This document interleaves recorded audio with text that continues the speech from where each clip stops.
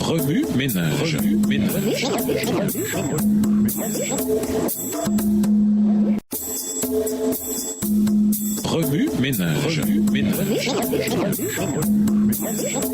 Bienvenue dans votre émission. Wabi Ménage. Nous voilà à la leçon de jeudi, s'impliquer, hommes et femmes. Dès que la terre fut couverte de végétation et peuplée d'animaux innombrables, l'homme, chef-d'œuvre de la création, l'être pour lequel ce séjour enchanteur venait d'être planté, fut appelé à l'existence. Il reçut la domination de tout ce qu'embrassaient ses regards. Puis Dieu dit, faisons l'homme à notre image, selon notre ressemblance, et qu'il domine sur toute la terre. Dieu créa l'homme à son image et créa l'homme et la femme. Après la création de l'homme, Dieu fit défiler devant lui tous les animaux de la terre pour qu'il leur donne un nom. Adam vit bien que chacun d'eux avait sa compagne. Mais parmi toutes les créatures que Dieu avait faites, il n'y en avait aucune semblable à lui. Alors l'Éternel Dieu dit, « Il n'est pas bon que l'homme soit seul. Je lui ferai une aide semblable à lui. » L'homme a été fait pour vivre en société et non pas dans la solitude. Sans compagne, ni les beautés de l'Éden, ni le charme de ses occupations, ni même ses relations avec les anges n'eussent procuré au premier homme un bonheur parfait. Sans une compagne de même nature que lui, aimante et digne d'être aimée, son besoin de sympathie et de sociabilité n'aurait pas été satisfait.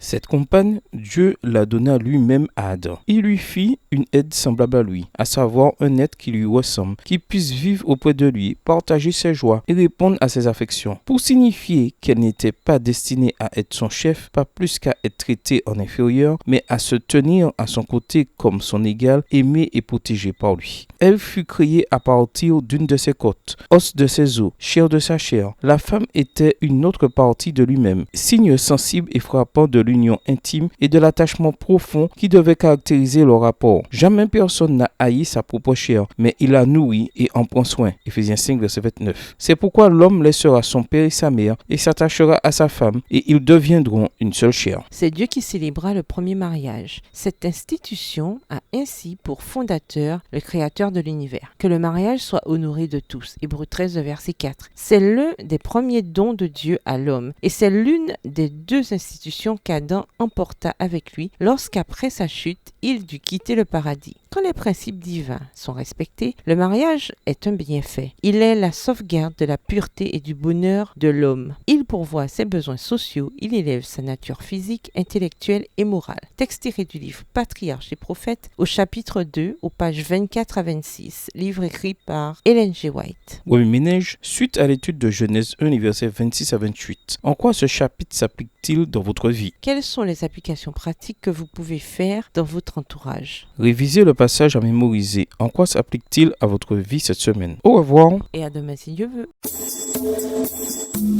Remue ménage. Remue ménage.